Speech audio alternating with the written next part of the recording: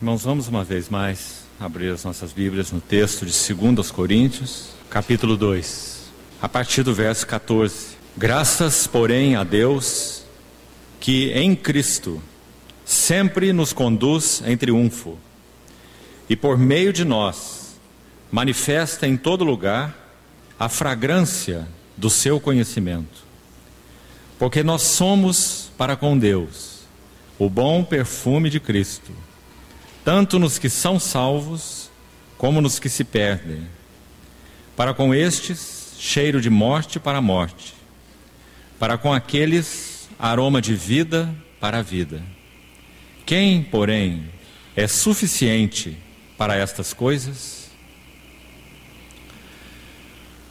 Vamos orar.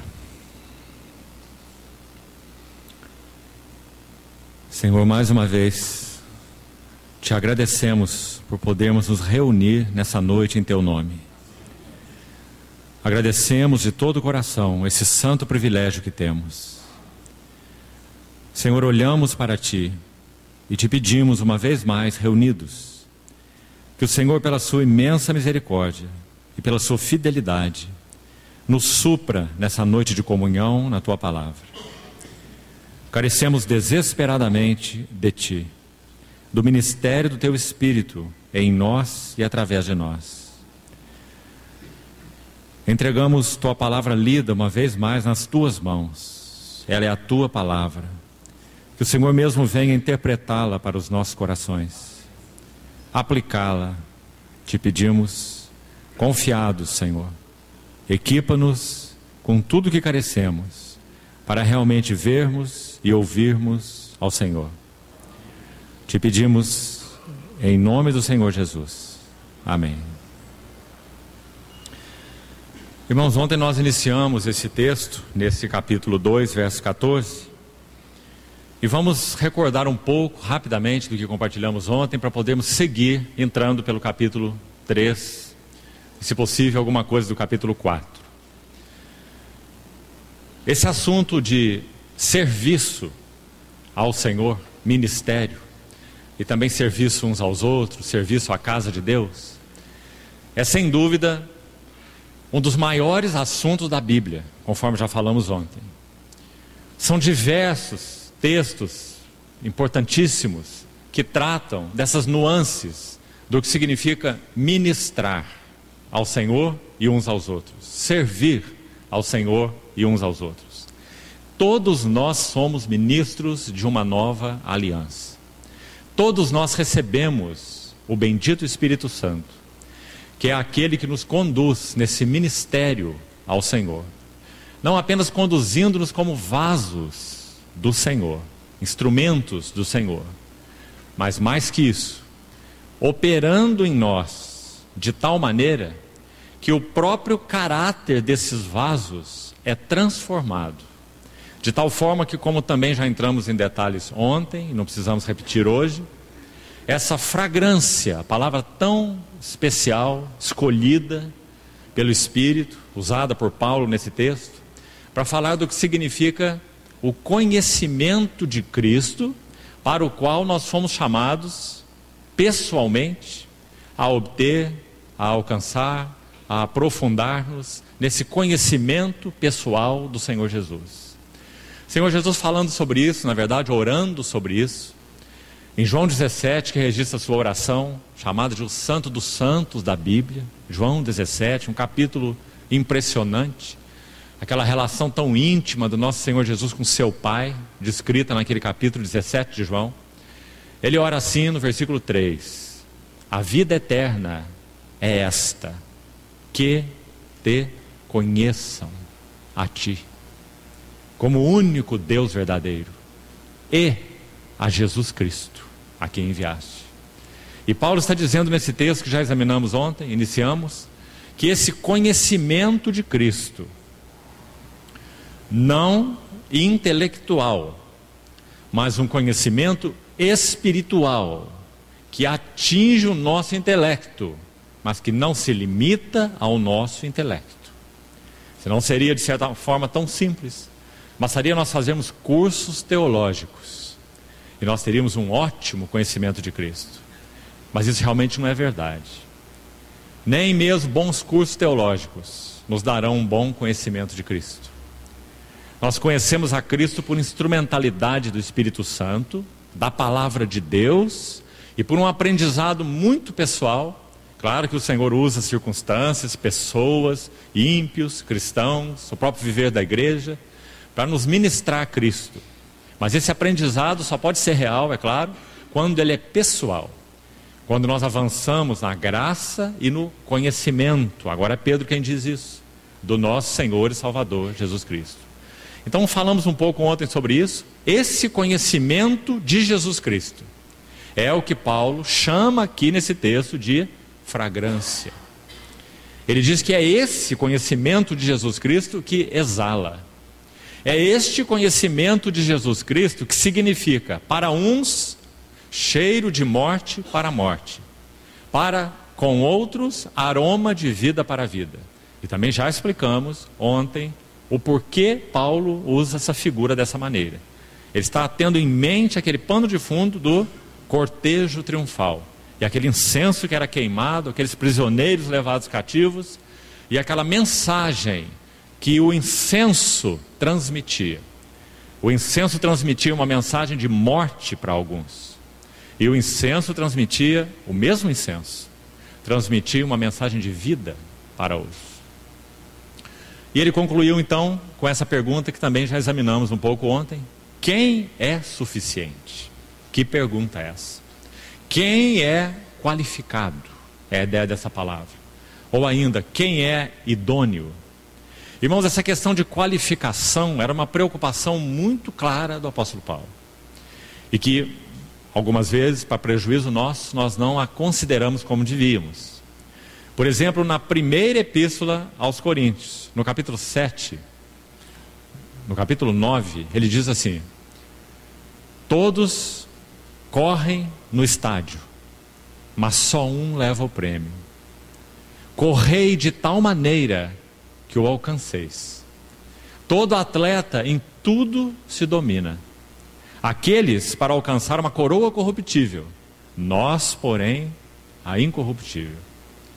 E ele prossegue dizendo assim: assim esmurro meu corpo, assim corro eu, não sem meta e nem desferindo golpes no ar, mas esmurro meu corpo e o reduzo à servidão, para que, tendo pregado a outros, não venha eu mesmo a ser desqualificado.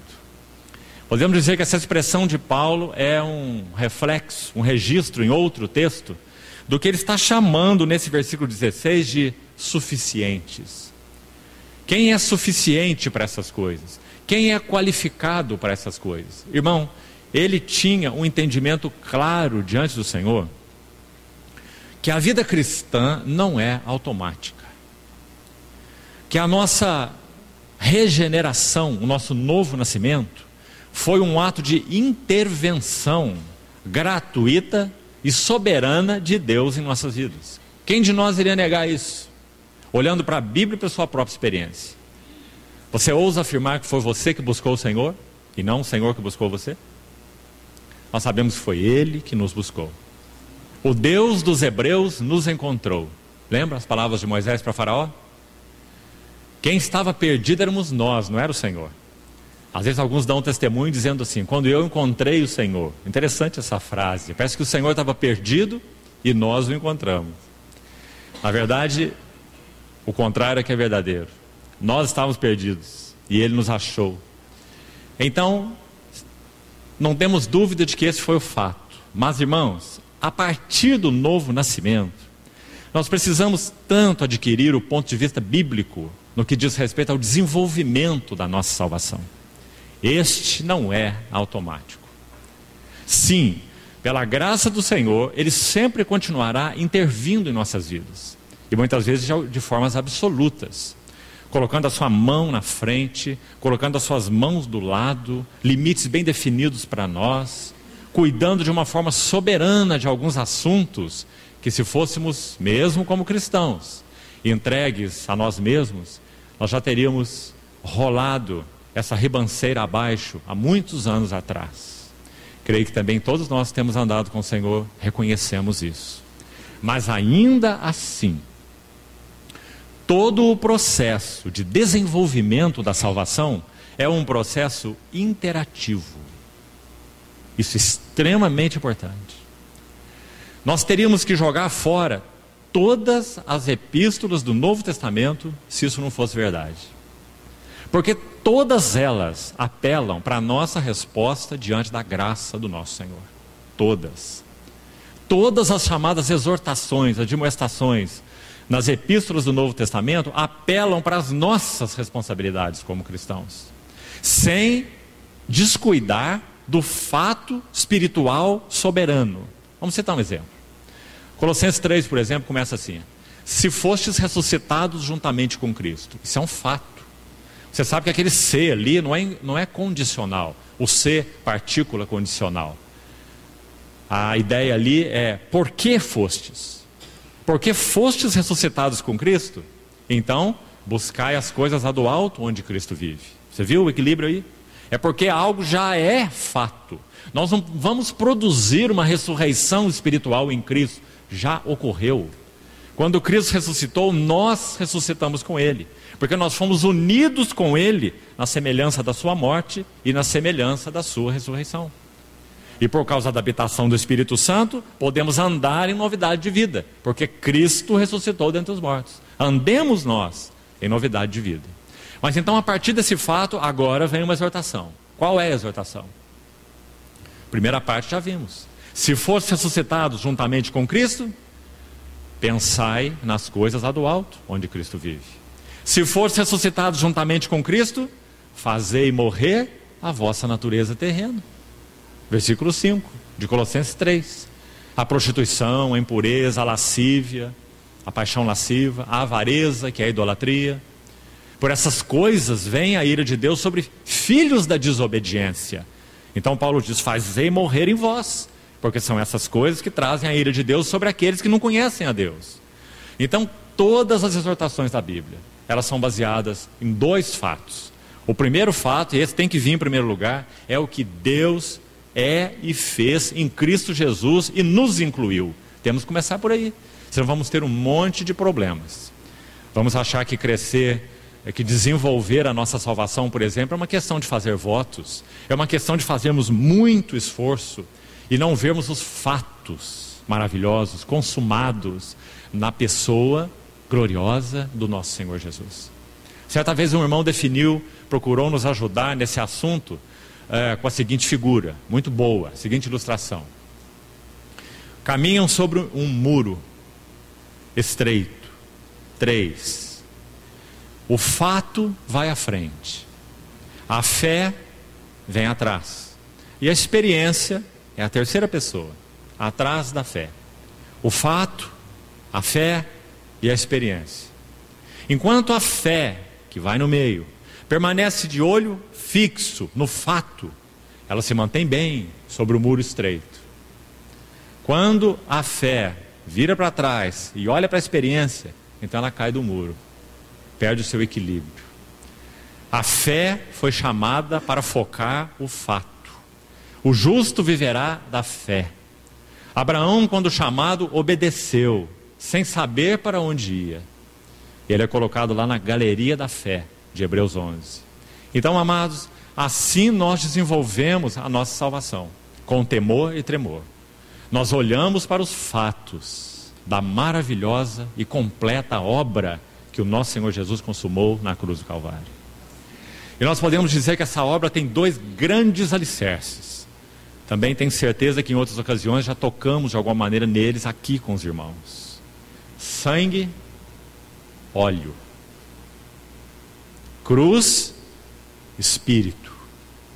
Obra da cruz do Filho de Deus. Derramamento do Espírito Santo. Esses são os dois alicerces da obra de Deus. Deus o Pai confiou toda a sua obra, seus propósitos eternos, aos ombros do Filho. E o Filho não falhou. Foi obediente até a morte, e morte de cruz. Pôde dizer na cruz: está feito, consumado. Mas ainda não terminou.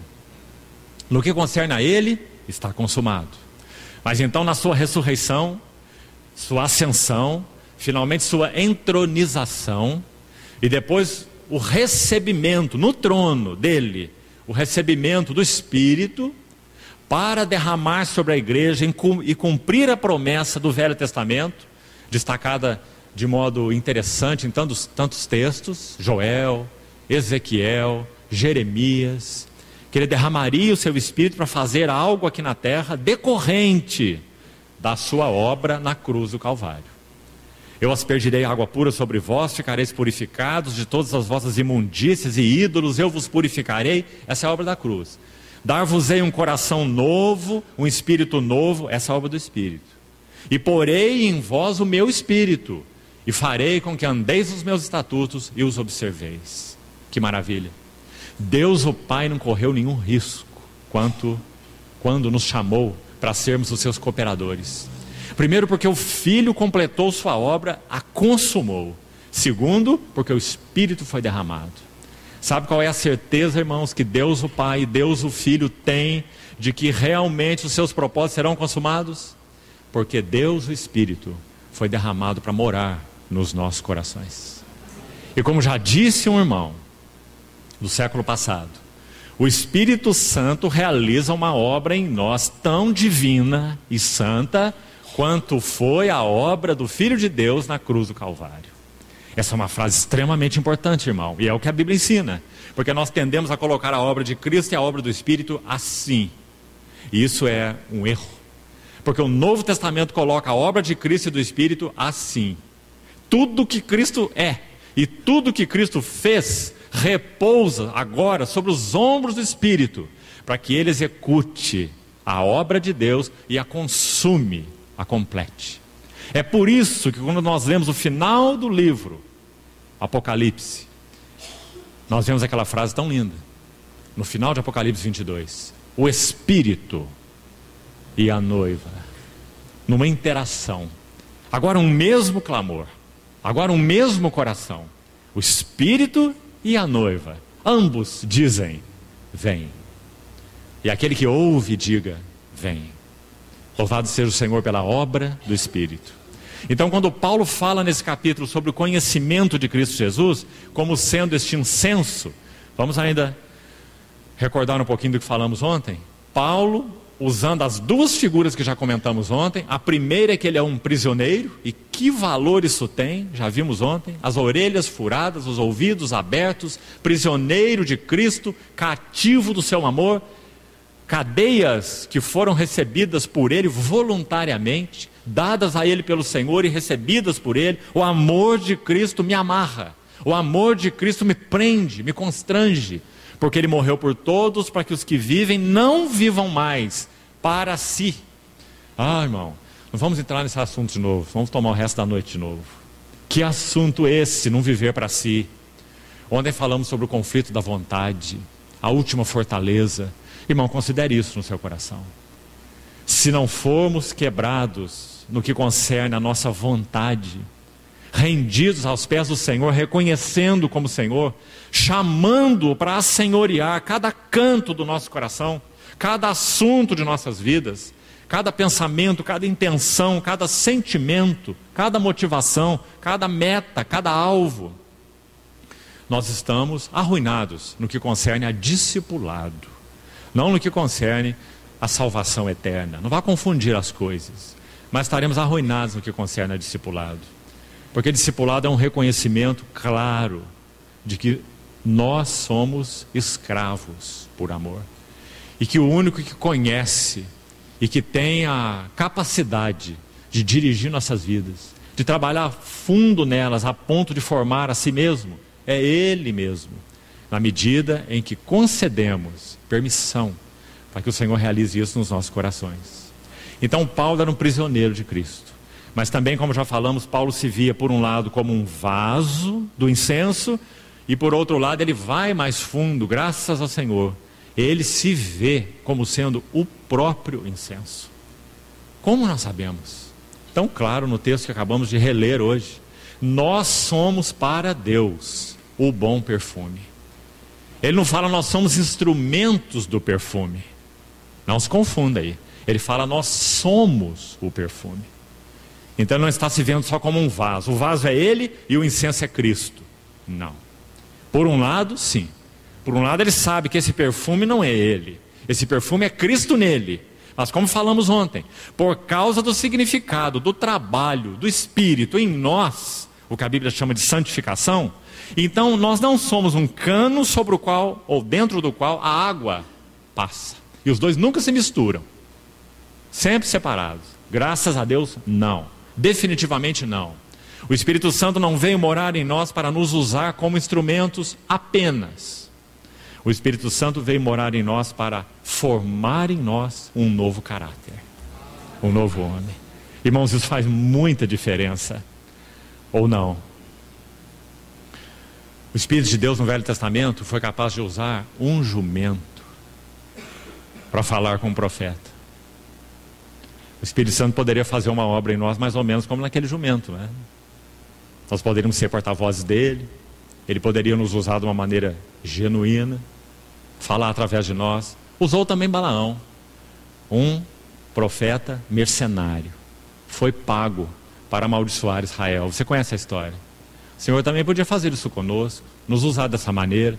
E ele pronunciou palavras das mais maravilhosas profecias do Velho Testamento. Saíram da boca de Balaão, um falso profeta. Você já pensou sobre isso? Mas nós, no Novo Testamento, não. O Espírito Santo não veio morar em nós para nos fazer apenas instrumentos de Deus. Me perdoem, me permitam repetir isso mais uma vez.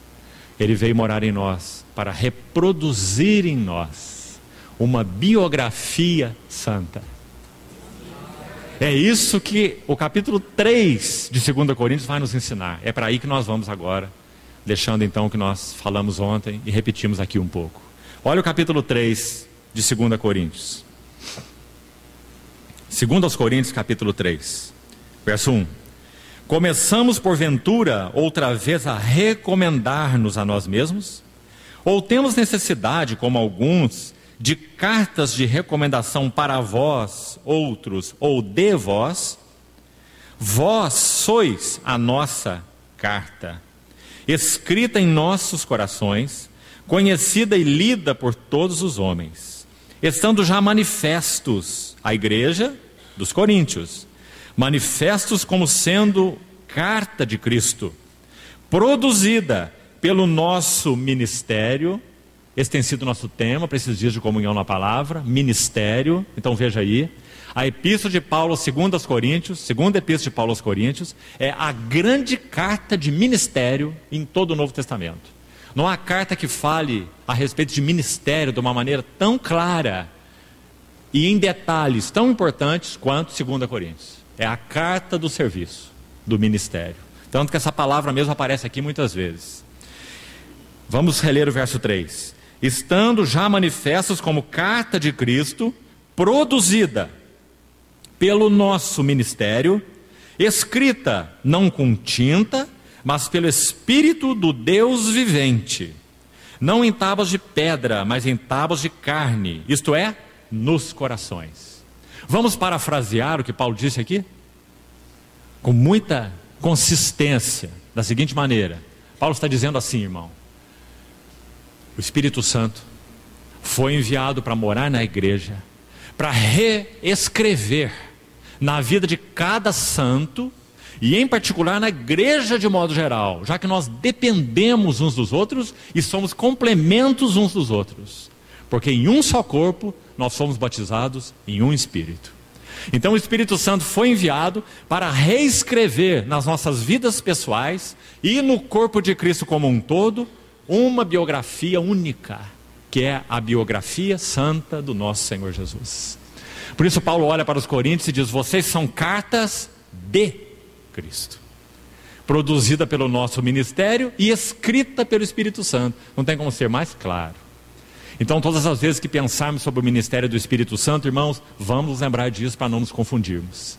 O Espírito Santo foi enviado para, em primeiro lugar, essa é a sua obra mais excelente, é no que Ele está interessado.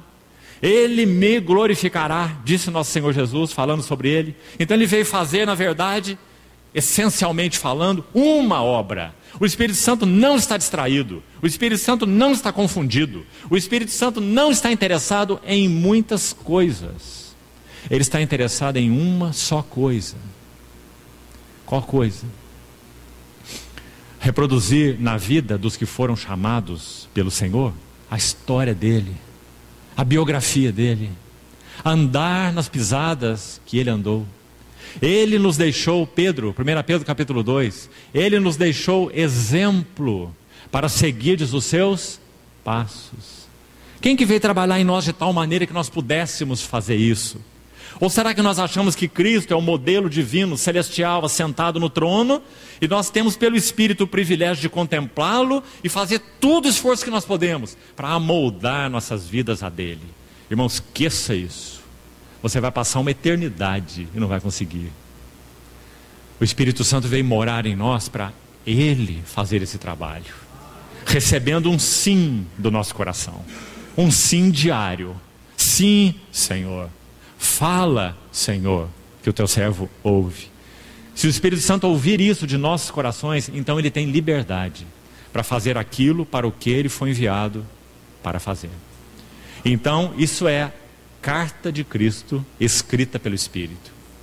O Espírito Santo só se interessa pela biografia de Cristo. Será que nós temos pensado acertadamente sobre isso? Ou será que achamos que o Espírito Santo veio fazer um trabalho individual em nós, para cada um chegar até o estágio que puder, da maneira como puder? Lembre-se, irmão e irmã, o Espírito Santo veio morar em nós interessado em somente uma face, interessado em somente uma história, interessado em somente uma biografia. Ele quer reproduzir essa biografia nos nossos corações. E ele poderá fazer isso na medida em que nós concedermos isso a ele. Será que é isso que a Bíblia ensina mesmo? Hebreus 3:7. Hoje, se ouvirdes a sua voz, não endureçais os vossos corações. Tende cuidado, meus irmãos. Jamais aconteça haver em qualquer de vós um perverso coração de incredulidade. Não há exortações mais solenes na Bíblia como as registradas na Epístola aos Hebreus. E o motivo é muito simples. Talvez seja, e penso sinceramente que seja, a Epístola aos Hebreus que nos trazem à igreja os privilégios mais elevados no que concerne a nossa vocação celestial. É Hebreus quem abre os nossos privilégios celestiais. Tão grande salvação, uma vocação celestial, chamados para a maturidade, chamados para morar e viver no Santíssimo, não ser turistas lá, mas morar lá, e chamados para um reino inabalável. Retenhamos a graça pelo qual sirvamos a Deus de modo agradável, com reverência. Não há epístola que traga privilégios tão altos como a Epístola aos Hebreus. E é por isso mesmo, porque os privilégios são tão altos da nossa vocação e chamamento celestial, que as exortações são tão profundas como as epístolas, como faz a Epístola aos Hebreus. Mais altos privilégios, mais profundas exortações. Por quê? Porque o Espírito Santo foi enviado para reproduzir essa história em nossas vidas. Nós também nos lembramos ontem daquele texto de Efésios 4, quando Paulo diz que nós fomos chamados com essa vocação para andarmos de modo digno da vocação a que fomos chamados. E lembre-se que aquela vocação fala de caráter, porque diz Efésios 4:2, com toda humildade e mansidão, e longanimidade, e suportando-vos uns aos outros em amor, e esforçando-vos por preservar a unidade do Espírito, e etc. Capítulo 4, 5 e 6, tanta coisa nesse capítulo. Vida doméstica, pais e filhos, marido e mulher, patrões e empregados. O Espírito Santo regulando, ajustando, alinhando as nossas vidas com essa tremenda vocação celestial. Por quê? Porque ele está interessado em uma biografia. Sabe o que o Espírito Santo tem a dizer para os maridos? Não que sejam bons maridos, cidadãos respeitáveis, tratem suas esposas com carinho, técnicas. Sabe o que o Espírito Santo tem a dizer para nós, maridos? Amai vossas esposas como Cristo amou a sua igreja. Você vê a diferença disso? Porque o Espírito Santo está interessado em uma biografia. Ele quer reproduzir nos maridos uma história, uma biografia do Cristo que ama a sua igreja e ama com amor sacrificial. Se ele encontrar lugar para fazer isso em nós, ele não precisa falar muita coisa a mais. Marido, seja cuidadoso, preste atenção nisso, preste atenção naquilo, seja delicado com tua esposa, traga um buquê de flor por semana. Ah, irmãos, quantos chamados cursos de casais têm falhado tanto nesses assuntos? Porque acham que é uma questão de técnica, de bons comportamentos. É mais fundo o assunto. Se fosse questão de técnicas, nós não precisaríamos de profetas na igreja, nós precisaríamos de psicólogos. Mas a questão é mais profunda. Nós precisamos de profetas, não de psicólogos. Porque o Espírito Santo quer fazer um trabalho em nós que a psicologia não alcança. É em nível do homem interior, do coração. Pedro, na sua primeira carta, primeira epístola de Pedro, capítulo 3, também fala isso. Para as irmãs agora, as mulheres, que elas devem se ataviar como se ataviou Sara. Não se preocupar com o atavio externo, não. Seja discreta quanto a isso, não coloque seu foco aí não. Porque aquelas mulheres aprenderam que o que adorna é o incorruptível de um espírito manso e tranquilo, que é de grande valor diante de Deus. Não é maravilhoso? Espírito manso e tranquilo. Sabe quem teve esse espírito? Nosso Senhor Jesus. E o Espírito Santo veio habitar na vida das irmãs, esposas e mães, para formar nelas o mesmo espírito. Escrever a mesma história, a mesma biografia. Irmãos, não vamos nos perder na jornada cristã. O Espírito Santo só tem interesse em uma pessoa, Jesus Cristo, e reproduzir essa biografia em nós. Então Paulo continua a carta, versículo 4, assim: e é por intermédio de Cristo que temos tal confiança em Deus, não que por nós mesmos sejamos capazes. Vamos parar essa frase aqui e vamos pedir ao Senhor que escreva ela fundo nos nossos corações. Porque, irmãos, ela atinge todas as áreas da nossa vida. Ela toca a nossa soberba de frente, nosso orgulho, nossa arrogância. Sabe o que o Senhor tem a dizer para nós? Escute de novo: não que por nós mesmos sejamos capazes. O Espírito Santo tem que escrever isso no nosso coração. Porque nós, de muitas maneiras, achamos que somos. Você quer ver uma grande tentação? Deixe-me citar um exemplo muito prático para você. Quando compartilhamos a palavra de Deus, todos nós, irmãos e irmãs, seja ela em que nível for, estou fazendo isso agora, por exemplo. Todas as vezes que compartilhamos a palavra de Deus, nós corremos um risco imenso. E sabe qual é o risco?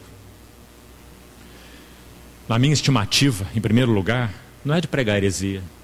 Isso aí pode ser até consertado depois. Sabe qual é o maior risco que corremos? Confiar no depósito que já possuímos. Confiar no depósito que já possuímos. Já li todos os livros. Minha biblioteca tem 3.000 livros. Já fui em todas as conferências. Tenho ouvido o homem de Deus há 30 anos. Então pregar, falar, ministrar, ajudar irmãos é tão simples, tão natural. Não que por nós mesmos sejamos capazes. O Espírito Santo precisa escrever isso em nós. Porque se ele não vitalizar e revitalizar cada partícula de luz e de depósito que ele fez nos nossos corações, não servirá para nada. Nada. Letra morta. Mesmo que quando a tenhamos recebido, tenha sido para nós revelação. Mas hoje, letra morta. Deixa eu citar um exemplo trágico para os irmãos. Você conhece a história da igreja em Éfeso? Paulo entrou em Éfeso, onde tinha aquele templo da Diana dos Efésios, e através de muita luta, pelo Espírito Santo, como sempre, pregou o Evangelho ali de uma maneira maravilhosa, e várias pessoas se converteram, e nasceu a igreja em Éfeso, mais ou menos no ano 52. Quando no ano 62 ou 63, ele estava na prisão domiciliar em Roma, descrita em Atos 28, ele escreve uma carta para os Efésios. A Assembleia de Éfeso tinha então 10 anos de existência. Ele escreveu assim na Epístola aos Efésios: eu tenho ouvido da fé que há entre vós no Senhor Jesus e do amor para com todos os santos. Isso com 10 anos de existência. Depois, João vai escrever a sua epístola para os Efésios, em Apocalipse capítulo 2, a carta à igreja de Éfeso. Mais ou menos 25, talvez 30 anos depois da de Paulo. E João tem que escrever assim: tenho, porém, contra ti, que abandonaste o teu primeiro amor.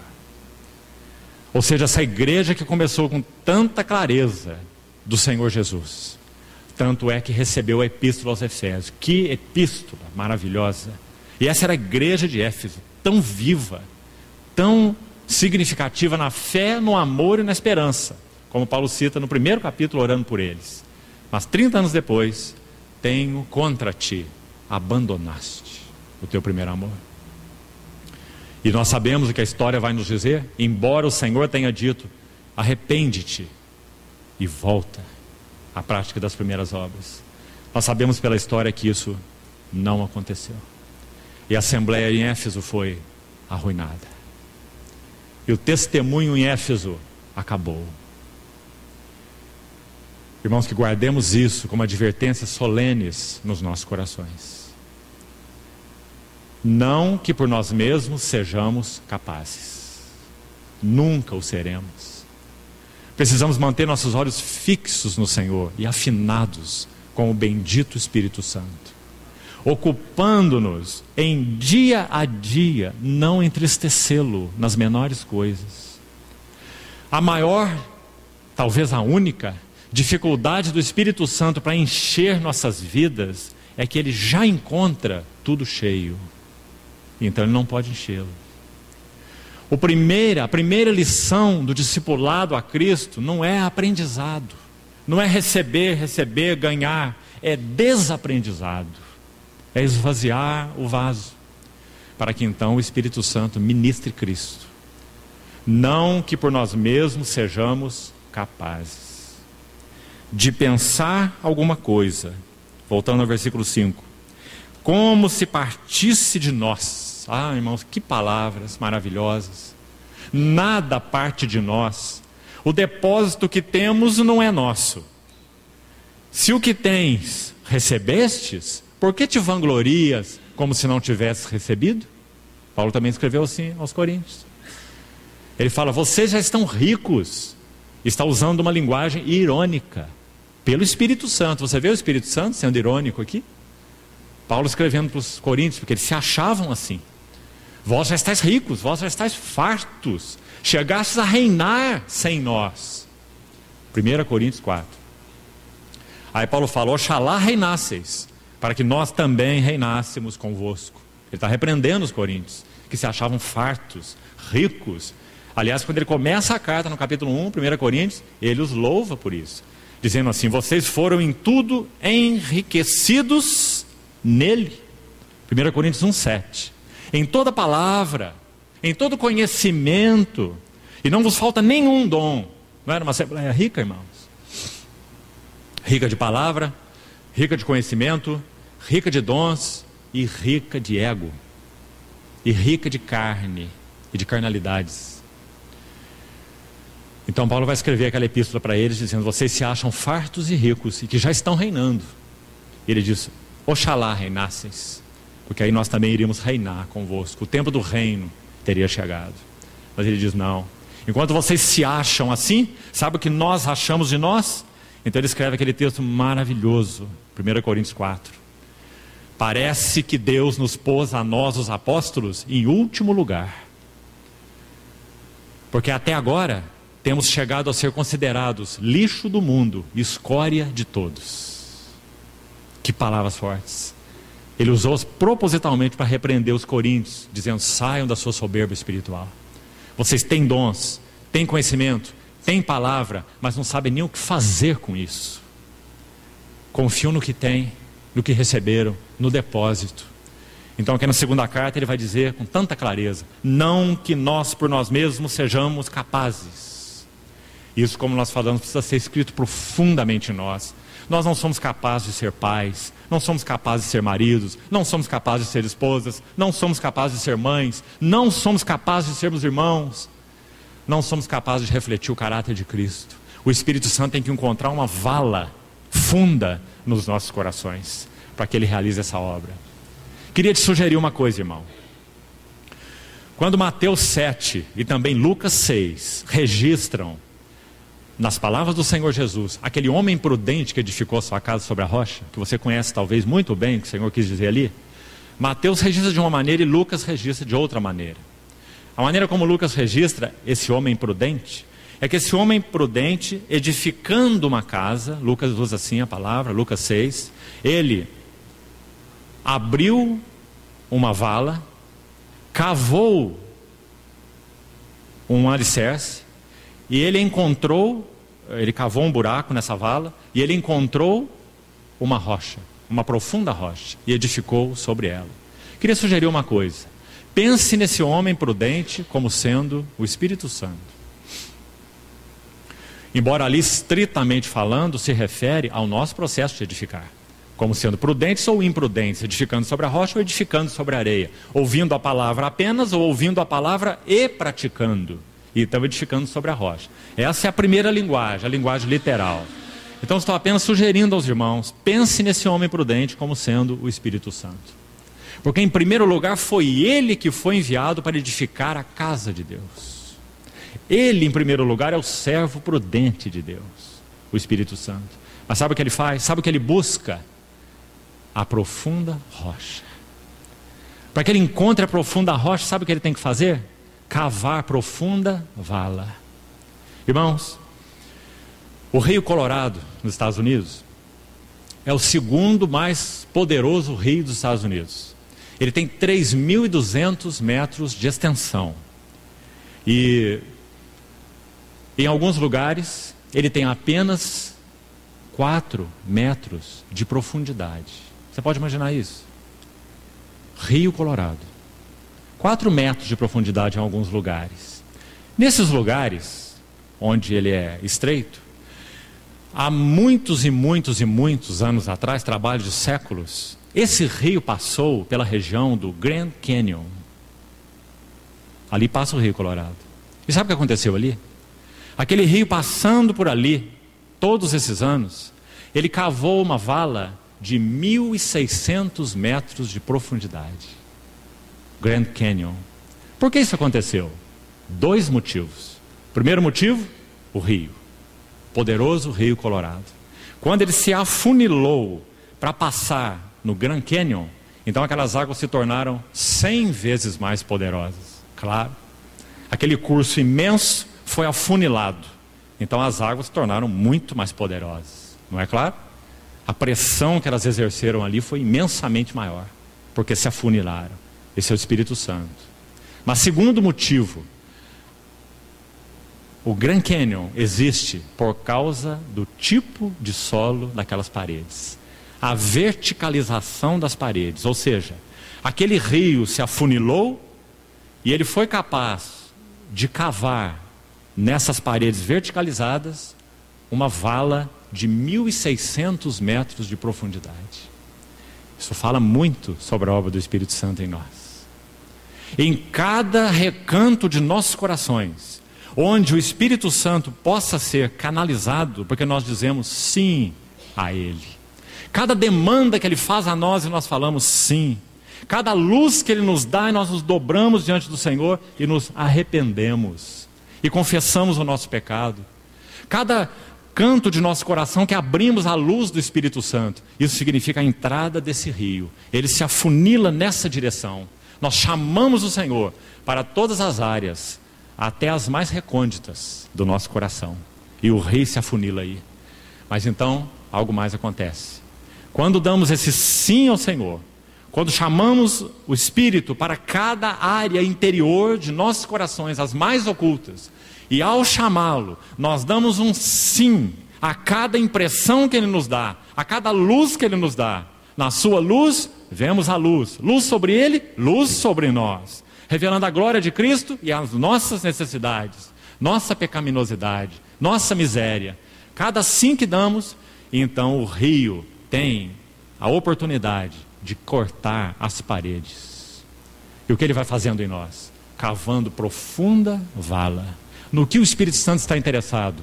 Encontrar o alicerce. Ele quer formar Cristo em nós. Só assim nós podemos ter uma casa bem edificada. O Espírito Santo é um soberano gentil. Ele nunca irá nos violar. Ele sempre aguardará um sim dos nossos corações. Quem tem ouvidos, ouça o que o Espírito diz às igrejas. Amados irmãos, me permita uma nota a mais sobre isso. Eu sei que os irmãos aqui já estudaram as 7 cartas às 7 igrejas. São cartas maravilhosas. Se você estudá-la com atenção, fica muito nítido que Nosso Senhor amava todas as suas igrejas, suas 7 igrejas. Ele as amava. Ele começa com Éfeso falando sobre amor. Você tem isso e mais aquilo, mas ele toca no amor. Tenho contra ti, abandonaste teu primeiro amor. E assim ele segue. Mas preste atenção nisso. Literalmente, textualmente falando, a nenhuma das 7 igrejas, o Senhor disse, literalmente, textualmente, que os amava. A ninguém, a nenhuma delas, a não ser, sabe a quem? A igreja de Laodiceia. Você pode imaginar isso, irmão? Talvez ele devesse dizer para Filadélfia, você não acha? Filadélfia é a igreja do amor fraternal. Seria tão natural o Senhor dizer, eu vos amo. Mas ele não disse. Mas ele repreende Filadélfia, Laodiceia, na sua soberba, pensando de si mesmo como rica e abastada, que não necessitava de coisa alguma. O Senhor faz sua avaliação para ela, dizendo, você é miserável, pobre, cego e nu. A advertência mais severa é para a igreja de Laodiceia, morna, soberba. Mas, quando ele vai concluindo essa carta, ele diz assim, eis que eu estou à porta e bato. Para todas elas, essa é a figura mais linda que ele usa. Eis que eu estou à porta e bato. Se alguém ouvir a minha voz e abrir a porta, veja o que ele está aguardando, irmão. Se alguém ouvir a minha voz e abrir a porta, viu o trabalho do Rio Colorado aí? O fluxo do Espírito. Se alguém ouvir a minha voz e abrir a porta, eu entrarei. E cearei com ele e ele comigo. Mas ainda não terminou. Ele continua dizendo assim, eu repreendo e disciplino a quantos amo. Foi somente a igreja de Laodiceia que ele foi literal em dizer que os amava. Irmão, não te parece isso maravilhoso? O que será que nós diríamos para Laodiceia? Talvez só a metade da carta nós escreveríamos. Vocês são uns arrogantes, uns soberbos, acham que tem tudo. Arrependam-se enquanto é tempo. Talvez nós escreveríamos assim. Mas não, Senhor. Eu estou à porta e bato. Sê, pois, zeloso e arrepende-te, porque eu disciplino e repreendo a quantos amo. Essa é a misericórdia e a fidelidade do nosso Senhor. Mesmo diante de uma assembleia soberba. Porque nosso Senhor tem uma aliança conosco. Irmãos, nós podemos dizer com toda certeza de nosso coração, nosso Senhor Jesus nunca fechará as portas de seu coração para nós. Mas um temor sério que precisamos ter é que as portas de nossos corações se cerrem de uma maneira progressiva, lenta, sutil, de uma tal maneira que em alguns casos ela não se abre mais. Isso é o que a Bíblia chama de apostasia. Afastar-se de uma direção definida e se pôr à margem do caminho. Não por causa do Senhor, mas por causa de nós. Paulo advertiu Timóteo para cuidar dessas coisas, para não ter uma consciência endurecida. De tal forma que o Espírito falasse, e chegasse a um ponto em que essa voz não pudesse mais ser escutada. Irmão, é singularmente necessário em áreas renitentes de nossas vidas que nós ouçamos bem o Senhor. Porque o Senhor fala uma vez em uma área, e algumas vezes essa primeira voz é um estrondo. Muitas vezes nós caímos com a boca no pó e falamos, ó Deus, tem piedade de mim, tem misericórdia de mim. E o Senhor fala uma segunda vez na mesma área, porque nós ainda não nos arrependemos consistentemente, nos arrependemos de uma maneira abrupta, espasmódica, circunstancial. Então o Senhor fala de novo naquela área, mas aí não é um estrondo mais. E o Senhor fala uma terceira vez, uma quarta vez, uma quinta vez, e a voz vai se tornando cada vez menos perceptível. E o nosso coração vai se cerrando para o trabalho do Espírito naquela área. Que o Senhor nos ajude, pela sua misericórdia, não permita que nós cerremos nossos corações ao falar constante do Espírito Santo. Queridos irmãos, nesse trabalho de santificação, do desenvolvimento da nossa salvação, sempre a interação é o ponto focal. Nunca o Senhor passará como um rolo compressor sobre as nossas cabeças. Nunca. Não é de seu caráter. Versículo 6 do capítulo 3 diz assim. Final do versículo 5. Não lemos ainda. Pelo contrário, a nossa suficiência vem de Deus. Quem é suficiente para essas coisas? Versículo 16 nós lemos, capítulo 2. A resposta está no versículo 5. A nossa suficiência, falamos para os irmãos que é a mesma palavra na língua original, apenas numa forma diferente. A mesma raiz, a mesma palavra. A nossa suficiência vem de Deus. E no versículo 6, de novo, a mesma palavra. O qual nos habilitou. Porque nós não temos uma palavra aqui no nosso vocabulário em português, uma conjugação do verbo ser suficiente, adequada para colocar aqui, né? Teria que ser escrito aqui, o qual nos suficientou. Não existe a palavra suficientou, né? Então a palavra que é usada aqui no grego é essa, a mesma palavra. Quem é suficiente? A nossa suficiência vem de Deus, o qual nos, me permita então o neologismo aqui, nos suficientou, que foi traduzido como habilitou, a mesma palavra, para sermos os ministros de uma nova aliança, não da letra, mas do Espírito, porque a letra mata, mas o Espírito vivifica. E como já falamos, mesmo que essa letra seja um depósito divino, precioso, revelação clara, que o Senhor nos tenha dado, mas que nós não a mantivemos no poder do Espírito e na dependência do Espírito, então já se foi. Sabe o que um servo de Deus disse sobre os avivamentos espirituais? Nos avivamentos espirituais, pela graça do Senhor, taças, vasos vazios são apresentados ao Senhor. E como falamos, isso é o que o Espírito Santo mais busca: vasos vazios. Você conhece muito bem a história de Elias e aquela viúva, e como ele pediu que os vasos fossem chegados até ele, e aquele azeite foi sendo multiplicado. Eliseu, você se lembra a história? Quando os vasos vazios acabaram, foi que o azeite parou. Você já prestou atenção naquele texto? Aquela vasilha de azeite original, a única que a viúva tinha, foi abençoada pelo profeta. E na medida que as vasilhas vazias eram apresentadas, aquela única vasilha tinha depósito para todas elas. E veio uma vasilha, e veio outra vasilha, e veio mais vasilha. E o profeta pediu para a viúva: e traz mais vasilhas. Então a viúva teve que dizer: não há mais vasilha nenhuma. E então a Bíblia registra: e o azeite parou. O Espírito Santo sempre terá obstáculo no seu fluir, quando não houver mais vasilhas vazias. Por outro lado, Ele nunca deixará de encher quantas vasilhas vazias forem a Ele apresentadas. Então, irmãos, esse é o princípio divino. A letra mata, mas o Espírito vivifica. Então, nos avivamentos, esses vasos vazios, como dizia esse irmão, são apresentados ao Senhor. E é isso que Ele busca, vasos vazios. Então o Espírito Santo vem e enche os vasos. Agora os vasos estão cheios. Mas, com o passar do tempo, o Espírito se esvai. O Espírito passa a ser entristecido. A amargura, cólera, gritaria, malícia, blasfêmias, falta de perdão, ciúmes, contendas, invejas e etc. Tão comuns no meio do povo de Deus. Então o Espírito Santo vai se retirando. E o que sobra? As vasilhas.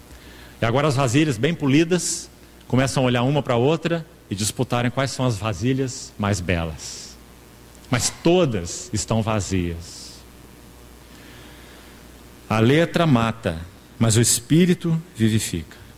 E se o ministério da morte, gravado com letras em pedras, se revestiu de glória, a ponto de os filhos de Israel não poderem fitar a face de Moisés, por causa da glória do seu rosto, ainda que desvanecente, como não será de maior glória, agora aqui vem uma frase-chave, o ministério do Espírito.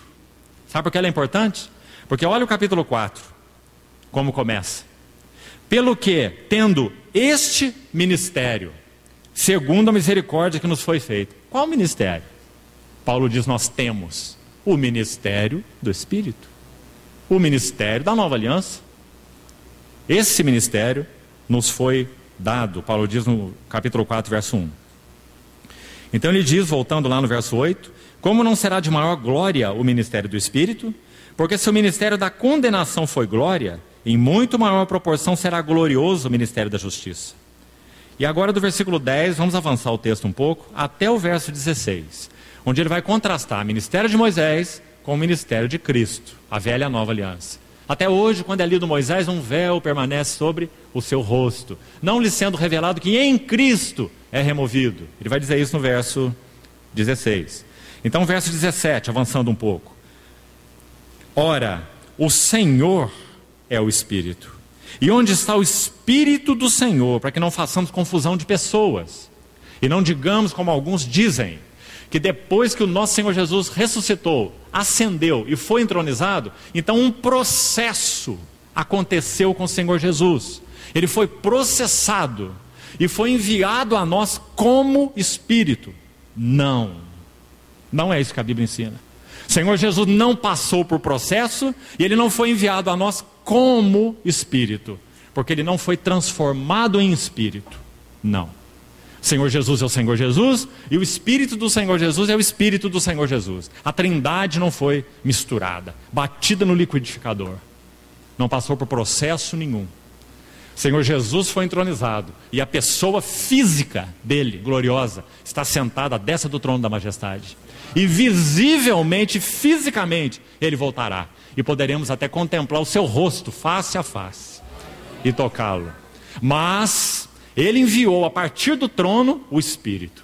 Isaac envia, Abraão, Deus Pai, envia Eliezer, o servo fiel, para preparar a esposa para o Isaac. Ele o fará. E o trabalho dele, como já falamos também em outra ocasião, colocar colares e pulseiras em Rebeca.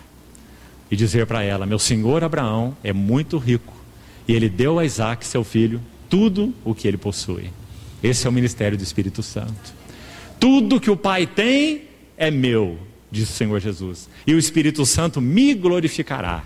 Porque ele há de receber do que é meu e vou-lo há de anunciar. Não é lindo? Esse foi o trabalho de Eliezer com Rebeca. Porque é figura do trabalho do Espírito nos nossos corações. Então, ele vai dizer, o Senhor é o Espírito. Porque esse Espírito que nós recebemos é o Espírito do Senhor. E se o Espírito veio habitar em nós, então o Senhor está em nós. Porque o Senhor e o seu Espírito não são separáveis. Porque a Trindade não sofre ruptura. Então ele diz, o Senhor é o Espírito. E onde está o Espírito do Senhor? Por um lado ele identifica e por outro lado ele distingue as duas pessoas. Muito importante. E onde está o Espírito do Senhor? Aí há liberdade. E esse lindo verso 18, que conhecemos todos tão bem. E todos nós com cara descoberta, contemplando. Queria que nós pescássemos também essa palavra aí, porque nós estamos falando de ministério. E aí está uma palavra importantíssima sobre ministério. Ministério tem como ênfase essencial, querido irmão, contemplação. Se nós não somos contempladores do nosso Senhor Jesus, falhamos na base do ministério. Contemplando como por espelho a glória É para isso que nós fomos chamados. Ah, irmãos, nós somos tão ocupados para contemplar a glória dele. Estamos tão ocupados com tantas coisas. Ocupados com a obra de Deus, ocupados com a igreja de Deus, ocupados com as coisas de Deus, ocupados com o reino de Deus, ocupados com as almas que se perdem, mas não ocupados com Deus mesmo. Todo o valor de nosso trabalho em todas essas áreas é consequente da nossa ocupação com Cristo. Senhor Jesus tem registrado nos evangelhos 8 visitas a Betânia. Quem sabe numa outra ocasião juntos podemos compartilhar essas visitas. São 8. Com certeza o Senhor Jesus visitou Betânia mais de 8 vezes, mas só tem 8 registradas nos evangelhos. Sabe onde está a primeira? Lucas 10, 38 a 42. Muito conhecido esse texto. Quando Maria estava sentada aos pés do Senhor, Marta servindo, aí Marta repreende Maria para o Senhor, e o Senhor repreende Marta. Tão conhecido o texto. Aquela é a primeira visita do Senhor. Aquele lar estava ainda tão confuso. Você vê que nem Lázaro ainda estava lá. Ele não é citado nessa primeira visita. Lázaro não estava nem interessado no Senhor Jesus nessa primeira visita. Mas sabe qual é a última visita? Vou te ajudar no seu estudo. Depois você procura as outras 6 onde estão. E você vai ver como o Senhor Jesus conduziu o lar de Betânia desde uma infância espiritual até a maturidade espiritual. Essa é a beleza de você estudar esse assunto. O lar de Betânia, da infância espiritual até a maturidade espiritual. Então na primeira visita Lázaro nem estava lá. Mas na última visita, Maria quebra o vaso de alabastro. Essa é a última visita. E ela derrama e unge o nosso Senhor. Nem seus discípulos entenderam essa atitude. Eles disseram: que desperdício! É um perfume precioso, é quase um ano de trabalho, 300 denários. Podíamos vender e fazer boa obra, dar aos pobres. Muita coisa boa ia ser feita. E um evangelista registra que quem falou isso foi Judas, porque ele estava interessado que 300 denários caíssem na bolsa para ele tirá-los, porque ele era o ladrão. Então, o Senhor Jesus diz assim: deixai-a. Ela praticou boa ação para comigo. Olha isso, irmão. Esse é o foco do Evangelho. É para isso que nós fomos chamados. É para sermos contempladores e adoradores do nosso Senhor Jesus. Derramarmos tudo para Ele. Ela praticou boa ação para comigo, porque os pobres sempre os tendes consigo, mas a mim nem sempre me tendes. Agora escute mais o que ele diz: em verdade te digo. Quando nosso Senhor Jesus usa essas palavras é porque ele quer falar algo muito importante. Em verdade te digo, onde este evangelho for pregado em todo o mundo, será contado o que ela fez para a memória sua. Você entende esse versículo? O Senhor Jesus está dizendo: este é o objetivo do evangelho. Não é que eu tenha funcionários do reino, empregados celestiais. O objetivo do evangelho é levar cada um que o recebe a se derramar inteiramente para mim mesmo, numa relação íntima e pessoal comigo mesmo, porque a partir daqui fluirão todas as coisas: poder para testemunhar, graça na vida, beleza, harmonia, gozo, tudo.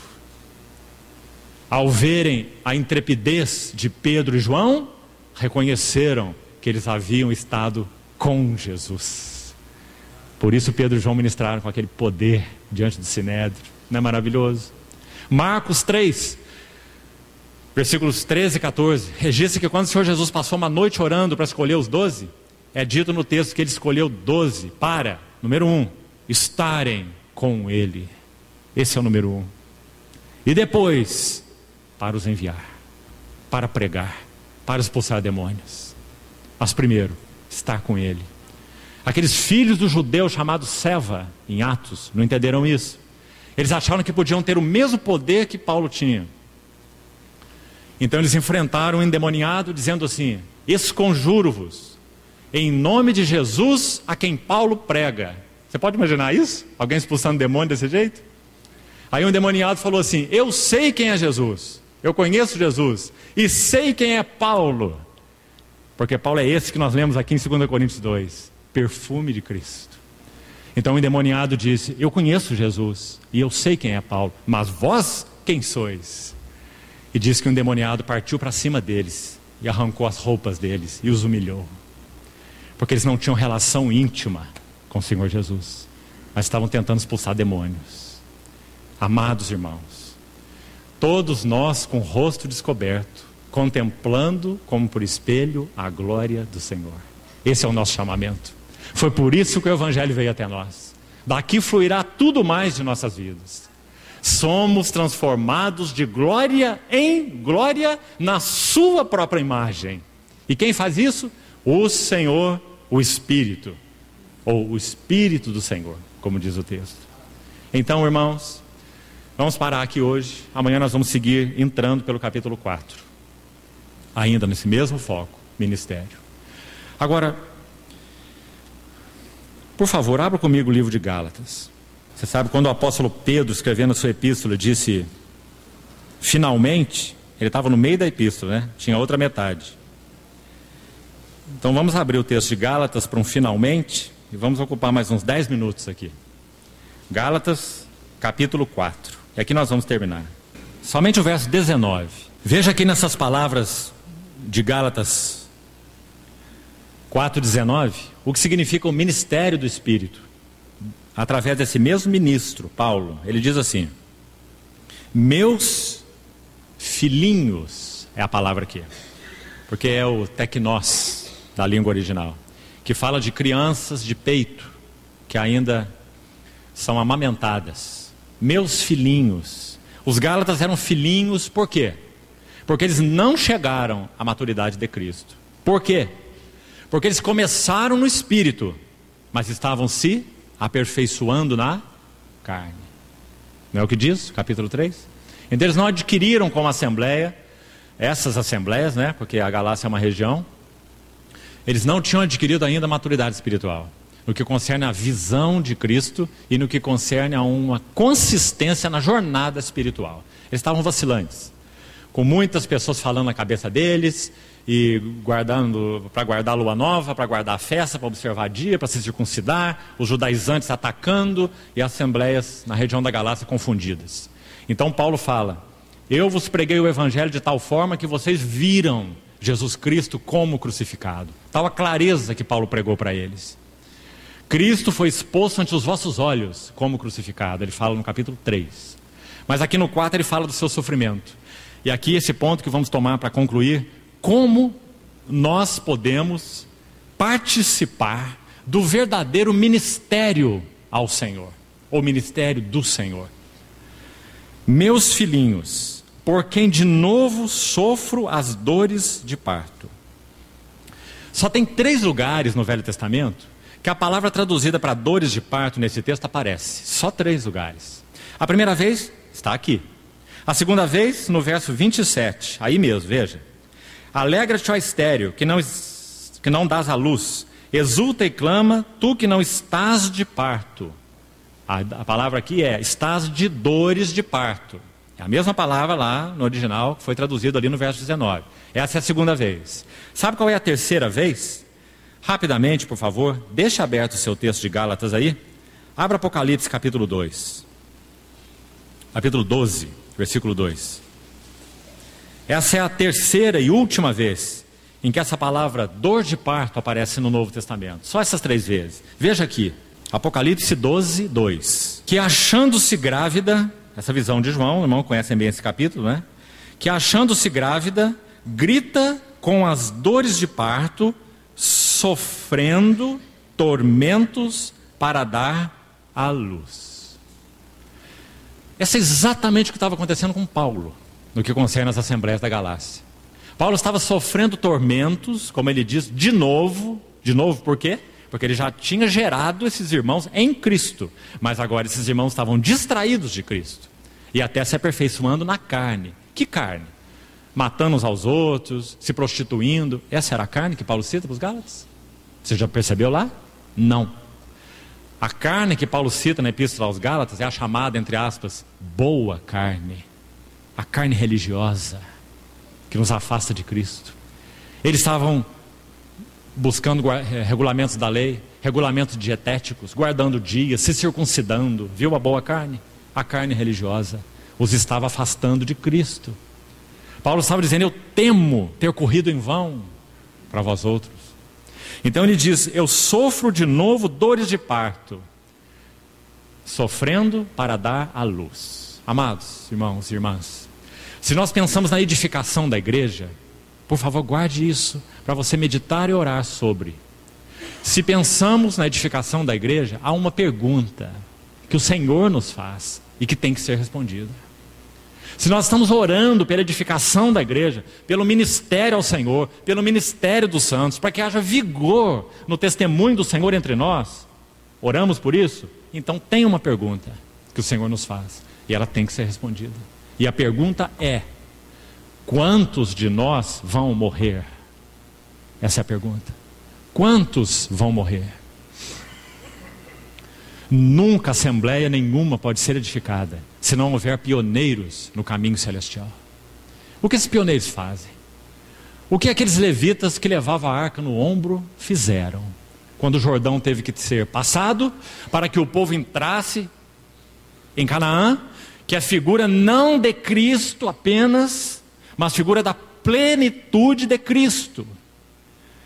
Irmão, há muito símbolo no Velho Testamento que fala de Cristo. O maná é figura de Cristo, a rocha é figura de Cristo, a água é figura de Cristo, o cordeiro é figura de Cristo, o sangue é figura de Cristo, muita coisa que é figura de Cristo. Mas a terra de Canaã é algo especial. Ela não é apenas figura de Cristo. Guarde sempre isso quando você lê o Velho Testamento. Terra de Canaã é figura da plenitude de Cristo.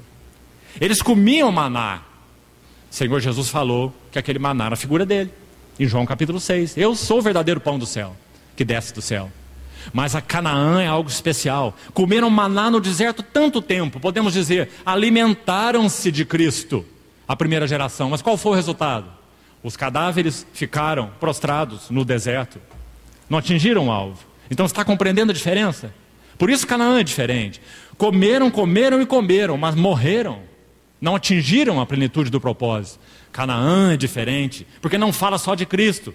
Canaã fala da plenitude de Cristo. Efésios 4,13. Até que todos cheguemos à unidade da fé e do pleno conhecimento do Filho de Deus. A plena varonilidade, a medida da estatura da plenitude de Cristo. Guarde isso, irmão. Isso é Canaã. Então, o que está acontecendo aqui segundo esse versículo? Esses irmãos da igreja da Galácia não haviam atingido plenitude de Cristo. Não tinham Cristo em maturidade. Não tinham os relacionamentos em maturidade. Então Paulo está dizendo: eu sofro de novo para que Cristo seja formado em vós. Para que esse povo entrasse, voltando à figura, se você está acompanhando aí, para que esse povo entrasse na plenitude de Cristo, os levitas deveriam levar a arca sobre os seus ombros. Toda a jornada do povo de Israel no deserto, outro detalhe para você observar a beleza da tipologia: nunca a arca ia à frente, sempre a arca ia no meio, e 6 tribos à frente e 6 tribos atrás, a arca no meio do povo. Mas quando chegou a hora de passar o Jordão, uma ordem foi dada: a arca deveria se adiantar. Irmãos, nos fala muito em termos da verdade espiritual. Fala da primazia de Cristo, fala da preeminência de Cristo, fala de um povo focado em Cristo, fala de um povo, escute isso, que compreendeu na prática da vida da Assembleia o encabeçamento de Cristo. Um povo que não apenas diz: Jesus é o Senhor, adoramos o Senhor, mas uma Assembleia que conhece que Jesus é o cabeça e que não toma nenhuma atitude que não provenha do cabeça. Encabeçamento de Cristo. Isso é o que significa a arca se adiantar, porque agora a arca é a cabeça. Então a arca foi à frente, as tribos iam atrás, e os levitas tinham que, sacerdotes, tocar a planta do pé nas águas do rio. Por quê? Por causa do princípio de Josué 1:3. Todo lugar que tocar a planta do vosso pé será vosso. Então eles deveriam, pela fé, já que o Jordão estava transbordando por todas as suas ribanceiras. Como nosso Deus escolhe o processo difícil, não é? Porque Ele quer nos aperfeiçoar. Havia tempo que o Jordão podia ser passado a pé, mas naquele tempo que o Senhor queria que eles passassem, o Jordão estava transbordando. porque eles precisariam exercitar fé. O justo viverá da fé. Então eles tocaram com a planta dos pés as águas, e aí as águas se abriram. E agora vem os pioneiros do caminho celestial. Ah, irmão, pense sobre isso. Daqui a pouco podemos parar aqui, porque amanhã nós vamos falar mais sobre isso, no capítulo 4 de Coríntios. Se não houvesse esses pioneiros que entrassem, parassem no leito do rio e ficassem com a arca firme no ombro, você pode imaginar isso? Enquanto praticamente 2,5 milhões de pessoas passassem, atravessando na frente deles, e eles parados no fundo do rio, até que todo o povo passasse, e então eles sairiam do rio, e as águas do Jordão voltariam a se fechar. Não é muito clara e linda a figura? O que Deus busca na sua igreja, para o avanço do seu testemunho, para a maturidade e a plenitude de Cristo ser alcançada? Primeiro, encabeçamento de Cristo na vida da Assembleia. Havia na igreja de Antioquia profetas e mestres, e o que eles estavam fazendo? Claro, estavam profetizando, estavam ensinando, isso era o ofício deles, mas sobretudo, ministrando eles ao Senhor e jejuando, disse o Espírito Santo. Esse é o encabeçamento de Cristo. Separai-me agora Barnabé e Saulo. Então esses foram os pioneiros do caminho celestial, para que todo o povo pudesse passar. Eles foram ao mesmo tempo vanguarda e retaguarda. Você conhece Isaías 52, versículo 12? Sabe o que o Senhor falou para Israel? Vós não ireis apressadamente, e nem saireis fugindo, mas o Senhor irá adiante de vós. O Senhor é o pioneiro, e o Deus de Israel será a vossa retaguarda. O Senhor é a vanguarda e o Senhor é a retaguarda. Na prática, sabe o que ele busca? Ele busca vasos para que reflitam, expressem, por causa do trabalho do Senhor neles, eles expressem a sua vanguarda e a sua retaguarda. Uma pergunta: se o Senhor guiava o seu povo pela nuvem e pela coluna de fogo, por que na hora de passar o Jordão, Ele não os conduziu pela coluna de nuvem ou pela coluna de fogo? Acho que é uma boa pergunta, não é? Ela sempre liderou o povo. Por que na hora de passar o Jordão tinha que ser os levitas com a arca? Porque o Senhor chama vasos que sejam cooperadores no seu propósito. A nuvem e a coluna de fogo falam da sua intervenção soberana, mas os levitas falam que de Deus nós somos cooperadores. E o Senhor sempre vai buscar vasos para a execução do seu propósito eterno. Ah, irmãos, não há nenhum outro motivo para viver que não seja cooperar com esse propósito eterno. Que o Espírito Santo encontre em nós um sim, que esse rio poderoso cave em nós profunda vala, e então Ele realize em nós isso que Ele deseja realizar, para que nós possamos no Senhor, como sendo dele instrumentos, mas também como sendo dele a própria fragrância, nós possamos ser vanguarda, pioneiros no caminho celestial e também retaguarda, abrindo caminho por um lado e resguardando aquilo que o Senhor tem plantado, revelado, dado à sua igreja. Sabe como Ele vai fazer isso? Não com anjo do céu. Ele vai fazer isso com vasos na terra, que se ofereceram para que Ele trabalhe nesse nível, para que possamos responder aos desejos do seu coração. Irmão amado, quando esse trabalho tiver terminado, nós vamos escutar uma voz assombrosa. Se pela graça do Senhor formos fiéis, nós iremos ouvir aquela voz: muito bem, servo bom e fiel. E por mais que tenhamos feito, e assim desejamos no nosso coração, pelo trabalho do Senhor, ainda será pouco, porque cada um de nós tem uma parcela nessa cooperação. Precisamos desesperadamente uns dos outros. Então foste fiel no pouco, mas sobre o muito eu te colocarei. Entra no gozo do teu Senhor. Que nossa suprema ambição, irmãos, seja essa. Por quê? Não por causa de entrar, seja no reino ou até mesmo no gozo, mas porque esse reino e esse gozo estão nesta pessoa. Nós teremos o privilégio de ver o seu rosto satisfeito. E essa será toda a alegria de nosso coração. Seu rosto satisfeito. Que isso nos motive hoje, porque esse será o objeto eterno de nossa contemplação. Seus servos o servirão, contemplarão a sua face, e nas suas frontes estará escrito o nome dele. Vamos concluir aqui, e amanhã então, com a ajuda do Senhor, nós seguimos pelo capítulo 4 e avançamos. Vamos orar. Ó querido Pai Celestial, continua pelo teu amor e graça, ministrando aos nossos corações, ganhando e ganhando tudo que há em nós, para que seja teu. Senhor, conquista-nos totalmente. Não queremos ser uma esposa dividida, queremos ser inteiros para ti.